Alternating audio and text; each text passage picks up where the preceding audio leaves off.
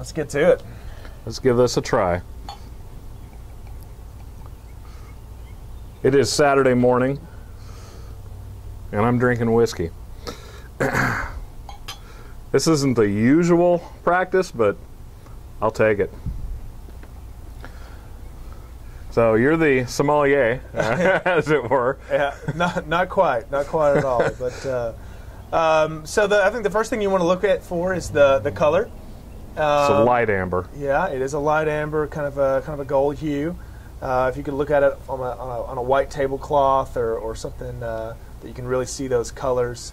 It's a 3-year-old whiskey, so it's not going to be very, very dark. It's only been in 53-gallon barrels for a little bit more than 3 years, and so it's you can kind of already tell it's going to be somewhat of a not light whiskey, but I think you can already tell it's going to be kind of an approachable whiskey. And so the next thing you really want to do, and the reason that we're doing this in wine glasses, I wonder if you may wonder why we're doing this and not a rocks glass or a smaller glass, is because we've really got that flute, the flute shape that really allows the flavor, the aroma to kind of bunch up here in the middle, and it kind of comes up through the top there. So if you hold your mouth open and you kind of breathe through your nose, don't breathe it in like wine, because you'll anesthetize your nose. You'll numb your nose because there's so much alcohol to it. It's a 90 proof whiskey. Okay. But just kind of bring it to your nose, and then kind of bring it back. Let your nose kind of breathe for a moment. Do it again. Your nose is going to get used to it a little bit more. And again, and hopefully you can smell kind of some of that floral, maybe just a kind of a hint of vanilla, which you'll find in a lot of whiskeys because of the American oak there. Hopefully you'll be able to smell just a little bit of the wood there. Again, because it's 3 years, you're not going to have a heavy aroma of wood there, because it's a little lighter. Okay. Anything else that you can pick out that I'm not sharing? Oh, you're doing a great job on that. I'm good for doing the cigar stuff. Yeah. But I'm kind of an amateur at doing picking out all the notes in whiskey. So I'll defer to your judgment on this. It doesn't have what I will say. It doesn't have. I'm trying to word it the right way. It's a milder aroma than a lot of whiskeys have, and I guess that's more than likely because it is a younger whiskey, not 3 years versus 4, 6, 8, 10. Yeah, right. Where it's going to get a lot more aroma, a lot more flavor infused through the wood. We were trying to go for something we call approachable. Right. We wanted the average Chattanoogan that maybe wasn't as well versed in whiskey as a lot of people to be able to enjoy something. And connect with something. Okay. We also wanted something that was mixable. You could make a Manhattan or a really great cocktail out of, and feel good about it. Something that wasn't overpowering. Chattanooga whiskey and Coke. There you go. There you go. Please don't put Coke in my whiskey. Please, you have to. You have to.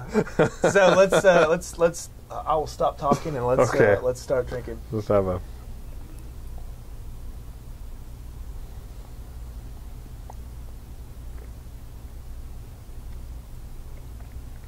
Kind of put it in your mouth and chew on it a little bit. Not swish it like a wine, but just kind of let it coat all of your tongue.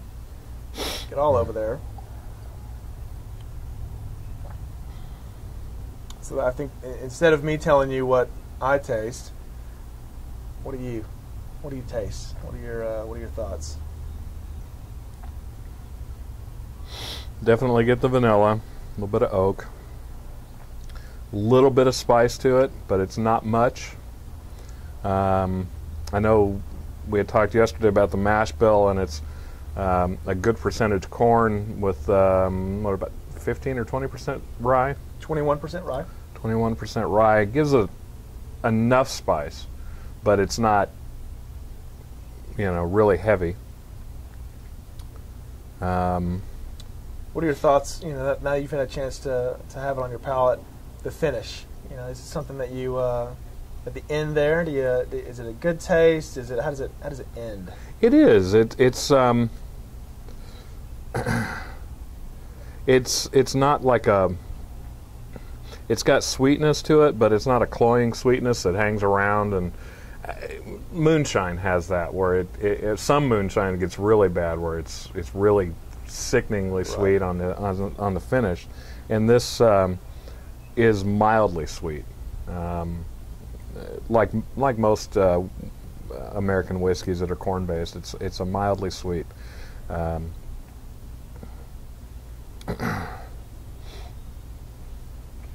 So I think the big question is, do you like it? Of course, we're on camera, so you have to say you like it, right? But yeah, actually, tell me your honest thoughts. My honest thoughts: I will buy a bottle, or when the day it comes out, I will be buying a bottle. Well, if I get down to Chattanooga the day it comes out, which come on. Well, it's really easy for my mom doesn't like whiskey at all. But she liked this whiskey because her son made it. Oh, well, there you go. I'm really interested. I want to know the people that really enjoy whiskey. I really look forward to their critique. There's whiskey out there that's better than ours. I think that our whiskey is a lot better than a lot of other whiskeys out there. I'm interested to see what the response is from the whiskey community. Yeah, I like it. What you've said about it being approachable. It does have, it's a little lighter bodied than, say, a lot of bourbons are, but not as light bodied as a lot of, blended Scotch will be. Right. Scotch, I think blended Scotch tends to be a very approachable whiskey a lot of times because, sorry about that, it seems like I'm a little low on butane on that lighter. But, this is somewhere in between, and it's got the most of the characteristics you would expect in a bourbon or American whiskey without being quite as in your face. So yeah, approachable is a good way to describe it. Good. I think that's a good place to start for you because you get people to know your company and hopefully it only like gets that. better from here. Then you can put out your micro batch, 5 or 10 years down the road, you can put out your micro batch. This is for the whiskey fanatics out there. We're going to give you a whatever, that's off the wall. So speaking of the whiskey fanatics, that's somewhat off the wall. Should we? Yes. Should we try the cask? The cask. So, like I said before, the 1816 Reserve is 90 proof. So it's 45% alcohol by volume. The 1816 cask is a little higher proof. It's 114.6. Oh, excuse me, 113. Pardon me. 0.6. 113.6. Come on. You got it. Wait for it. Slowly. Yeah, don't want to break the cork off. I've had corks break on me, and it's just get all the crap in the bottle, and that's just terrible. Good way to ruin a bottle of whatever you've ruined. Okay,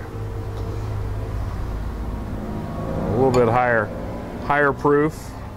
Oops, I probably didn't need that much. Just a bit. That's good. Thank you. I probably didn't need that much. I think I may be staying here a little while. Nothing wrong with that. Nothing wrong with that. Okay. So let's start with the color. It's a little darker. It is a little darker. Now, of course, you've when you proof the 90 proof, you add water to it. Right. So a lot of people don't understand what proofing means. The 1816 Reserve and the 1816 cask, it's the same whiskey. We hand selected 2 barrels to be the cask, and instead of adding water, which is what you do when you proof something down, instead of adding water to the cask, we just kind of let it stand on its own. So it comes straight from the barrel. and it's I think it's noticeably. It's still approachable, I think, but I think it's noticeably a little more flavorful.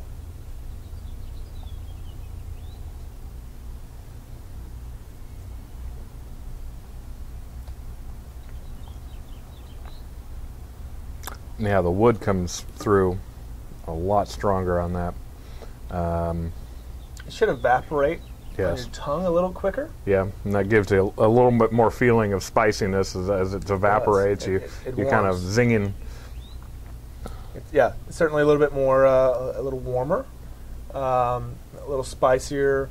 But you tell me what your thoughts. But it's not overpowering. No. A lot of people that have had, or several people that have tried this already, kind of have been a little scared of the cask, because you see 113.6 proof and you're like, oh, this is going to be, and they get into it, and a lot of people have said, oh, okay, yeah, this is really good. It's got a little punch to it. But it's not, knock you out. It just it gives you more of a feeling of that. Yes, I am drinking a really strong spirit here, but it's not. It's still got a lot of flavor to it. Right. That's one of the things that we've experienced lately in the cigar world is companies that have been. I'm not going to name any companies. You can make your own determinations on that. Companies that have come out with extraordinarily strong cigars that are, we're going to hit you over the head with a 2x4 in strength, but there's just not any flavor to it. And what's the point? I don't mind strength. I don't mind strength in a cigar. I don't mind strength in a spirit, but I want it to be flavorful. It's got to have great flavor. If not, why bother? Right. Especially when you're going to pay a lot more for it. Why bother paying them more? And if you really want to just get something ultra strong that you can just get drunk off of, Everclear's not that expensive. Right. So please don't get ridiculously drunk on our whiskey. You can do it for a lot cheaper. Drink responsibly. I think that's someone else's slogan. Indeed. So, you may be interested in the price point for each of yes. these. The 1816 Reserve is going to be about $26.99, $27 retail, and the cask is going to be about $38, $39. Okay. Now, is that Chattanooga pricing? That's Chattanooga pricing. That's Tennessee pricing. Okay. But across the board, as we roll out in new states, it'll probably be about the same. Now, because I've noticed, living in California a long time, I've noticed the oddest thing, and probably it more has to do with taxes than anything else, and you think California would be a very high tax state, but a lot of liquors are cheaper in California than they are here in Tennessee. Without naming names, one particular whiskey that I can get a regular size bottle for about $22 to $24 in California runs about $32 here in Tennessee, right. In most places, and then when I can find a good price, it's about $28, which is still, it comes from Kentucky, for Pete's sake. It's right next door. Rather than having to go across the country, you'd think it'd be less expensive. Well, like everything, it's about kind of what the market demands and how like you said, the taxes, how state by state, how that works. So this is going to be though $27.99 and $38.99 ish. Exactly. Here in Chattanooga, that's the price you're shooting for. Exactly. It may vary by a buck or two. Yeah. If anything, it would be a little bit less. Here in Chattanooga? Here in Chattanooga. In Tennessee. In Tennessee, and then around the country. And that's the other thing we need to talk about is around the country. You're rolling out in Tennessee here, a week from Monday, 9 days. And then you've got plans to push out across the country in quite a few states before the end of the year. We do have some plans, some interesting plans. We don't exactly know the states that we will be in. We're gonna target some states. At the end of the day, it's about distributors that believe in our product, that believe in what we're doing, that believe in our story. At the end of the day, it's about money. If they can make money, then they'll pick us up. If they don't think they can, then they won't. I'll be a little bit quiet on one piece.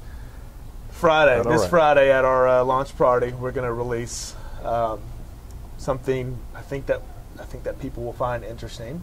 Okay. We're trying to be a little quiet about it right now, but it's somewhat of an announcement. Okay. That plays into some national exposure, and I guess I'll leave it at that. Okay, that's fine. That's fine. We'll wait until the launch party Friday, and then you'll be there. I'll be there. And I'll try to stay sober enough to remember the news and write it all down for to put in the blog the next week. I don't think you're going to have a problem doing that, my friend. No, I think we'll anticipate. We'll help you. No, I don't often tie one on, as they say. But I do enjoy a good whiskey, and I will be, and I really do like this cask a lot. Like it, love it. Good. Well, and I would like to. I think I'll probably, as soon as I get a chance, I am going to buy a bottle of cask because it is limited for the moment. Well, limited is, I don't know if I would say limited. We have about 5,000 bottles statewide of the reserve, and we have a little bit less than 500 bottles. Okay. So the idea was about 10% of our first batch would be reserved, just because it is more expensive, and we kind of wanted to give the reserve a chance to really do well, and we'll see how it goes. But of course, we will be coming out with more casks, but just right now, for the first run, the first bottling, there's only a little bit less than 500. Right.